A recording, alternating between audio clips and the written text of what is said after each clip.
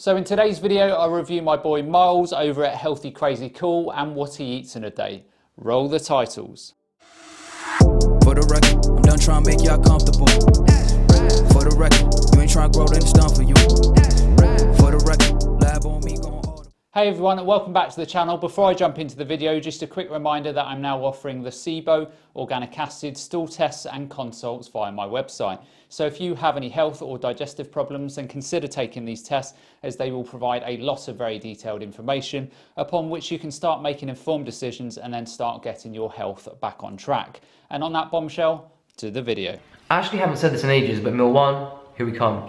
This is the granola I was going to show you, although I've just realised it's not granola. It's paleo and it's vegan, and for some reason I just thought this would be interesting. Yeah, the ingredients in this, again, I don't know how they get away with calling it granola, considering there's no oats in it, but the ingredients are almonds, coconut, sunflower seeds, coconut blossom nectar, I have no idea what that is, pumpkin seeds, chicory root fibre, chia seeds, linseeds, and sea salt. So for breakfast, this is very good. Lots of healthy fats and an abundance of vitamins and minerals. It also contains a lot of both soluble and insoluble fibre to maintain a healthy gut flora. I do find it somewhat amusing though that on the front of the packaging that the paleo foods company state that there are no added sugars. Yet in the ingredients it states coconut blossom nectar, which it refers to as a naturally occurring sugar. So go figure. But in a 40-gram serving, it would definitely fall in line with the World Health Organization's recommendations on the consumption of free sugars. And that is, you want to be consuming a diet where less than 10% of your total calories are coming from added sugars. So as a breakfast, that is all good. Also, Miles is someone who enjoys eating a high-fat diet, and I certainly don't think this is something to fear. Healthy fats are an essential component to optimal health, so you absolutely never want to go on a very low-fat diet. For me personally, I would love the addition of some slow-releasing carbs in the granola, so the oats, but this is nothing more than personal preference, as I generally run better on carbohydrates. Everyone is obviously different though, so you have to do what works best for you. So, I mean, it sounds delicious, but it's basically a fruit and nut mix. I don't know how they can call this granola, but so yeah, I have some of these beautiful raspberries and blackberries. Oh, love a good rasp. And like I said, it's the end of September, but they still are sweet, a nice juicy texture, so I don't know. So yeah, I'm just trying to make the most of the berries while they're still here. So in terms of nutrition, raspberries and blackberries are packed full of vitamins and minerals. So vitamin C and E, selenium and beta carotene, to name a few. They also contain a lot of flavonoids, so lutein, lycopene and zeaxanthin, which are all great antioxidants in the body.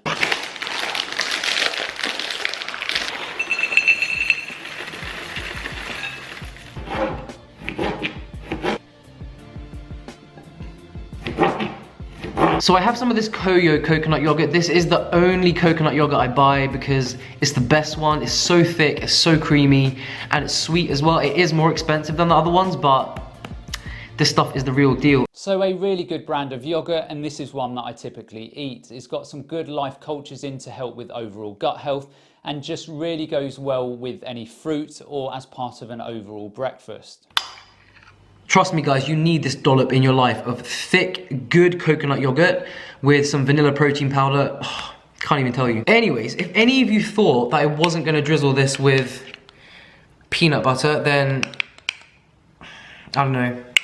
You need a psychological evaluation or something, but oh, look at that drizzle. Beautiful. So I would absolutely have something like this for breakfast. So lots of healthy fats, proteins and carbs, lots of healthy fibre, and also lots of healthy antioxidants. And for me, this is a great way to start the day. So let's see what Miles has for lunch. And he would just eat avocado toast all day. Actually, it's not just him. There's a couple of my friends that are completely addicted to completely addicted to avocado toast. And they eat it like twice a day, and I just do not get it. That makes two of us. But I kind of want to get it, you know? No, you don't. I feel like it's a really simple, easy, healthy snack or meal that you can have like with a big salad. He's actually going to do it, isn't he? So I got my favorite bread in the world, which is sourdough. I could have gone a bit healthier and got the rye sourdough, but this one from M&S, they're just regular sourdough loaf. Oh, It's very bomb with Marmite and vegan cheese. That is just... Okay, Miles, this story is a bit too long. Basically, we're making avocado toast and a huge salad to go with it. I thought you were better than that. I don't really know what else to say, Miles, other than... I'm not mad. I'm just disappointed.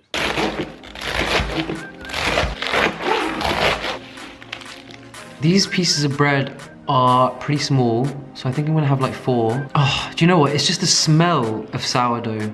So unlike Miles, I'm not a big bread person, and if I do eat bread, then it would tend to be something like a nice sourdough bread. It's pretty good in terms of nutrition. One medium slice contains approximately 4 grams of fibre, 6 grams of protein, 22% of your RDI for selenium, 20% of your RDI for folate, as well as other nutrients including manganese, niacin and iron. So for many people with digestive issues, sourdough bread can be a better option for you if you love bread, as it does not require commercial yeast in order to rise. It's made with a live fermented culture of flour and water. And it's this fermentation process that helps some people to better digest the bread. But just to caveat this though, if you have anything more than low-level digestive issues, then you probably want to avoid all gluten-containing foods until you have resolved your issues.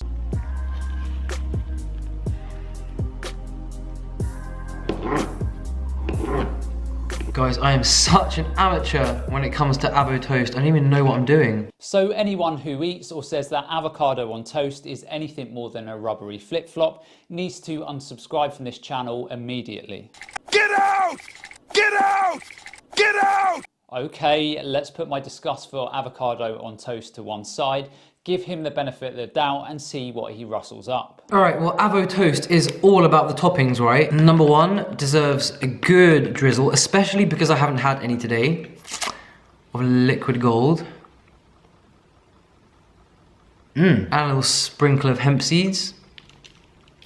Alright, I felt the need to turn the board around, but number 2 is getting drizzled with a little bit of balsamic glaze. Number 3, I just think a little bit of garlic infused olive oil.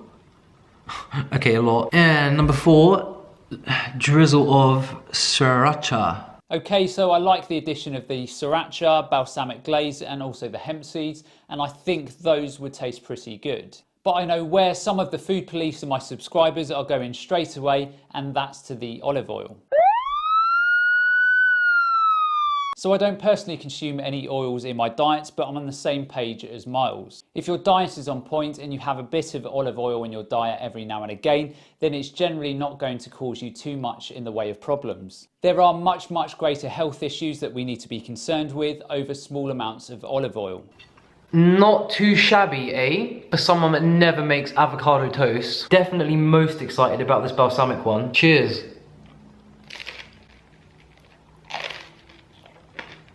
Okay, made like that, I get the avocado toasting now. That is... Okay, I'm gonna have to try that now just to see, but I'm still not sure. Okay, so for dinner I kept things very simple. These are the Linda McCartney vegan sausages, which I've shown you so many times. I'm obsessed with them, I love them. The reason I now get this flavor, the red onion and rosemary ones, is because unfortunately the original ones have palm oil in them, and I don't know why.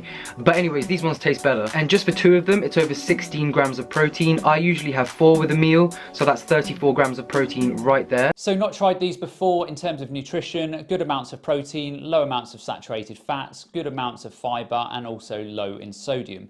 And unlike other vegan fake and mock meats, these are actually okay in terms of ingredients. So they actually contain no added preservatives or ingredients that I would be particularly concerned about. So as a treat food, there are no problems here. I also roasted up some veggies that I had lying around. I used some aubergine, or eggplant as most of you say, courgette or zucchini, carrots and baby sweet corn. I flavoured them with some ground cinnamon, paprika, salt, pepper and some garlic infused olive oil. You really need to get in there with your hands so that everything is coated well, and to be honest, it's quite therapeutic. I don't know, anyone else? Just me? Anyways, then into a hot oven for 25 to 30 minutes. So some great flavours going on there. I like the simplicity of those ingredients, and again, if you're particularly triggered by the use of olive oil, then remove that and simply add in some garlic powder or raw crushed garlic over the veggies. Here you can see the veggies are nice and caramelized, perfectly crispy, exactly how I like them. And yeah, that's pretty much it. Very simple, but very tasty. And like I said, really high in protein, which always fills me up the most. If you're in the UK, I would definitely recommend trying these sausages because they are just, the flavor's so good. Me personally, I would have some more starchy based ingredients like caramelized white potato wedges, but again, this is just personal preference. Anyways guys, as always, I'm sending you all so much love, and I'll see you on the next one. Laters. So all in all, I really liked that day of eating, even if my boy did spoil it with that avocado on toast. So as a whole, lots of nutrition, lots of healthy fats, carbs, proteins and fibre in conjunction with those antioxidants. Yes, as a day of eating, there were some missing nutrients in terms of iodine and adequate levels of things like calcium and zinc. But remember, Miles's video was titled "What I Eat in a Day to Satisfy My Huge Appetite. Tasty ass vegan meals." The video was made to give you some quick, easy and tasty meal ideas, not to give you the A to Z of nutrients in a day. So Miles is one of my favourite YouTubers. He is certainly one of the funniest people on the platform. He says things how they are, and he certainly doesn't sweat the small stuff. So I would really recommend going over to his channel and subscribing if you haven't already, and say that I sent you. So that's the end of today's video. I hope you all enjoyed, and as always, remember to look after your body because it's the only place you have to live. And I'll see you next time.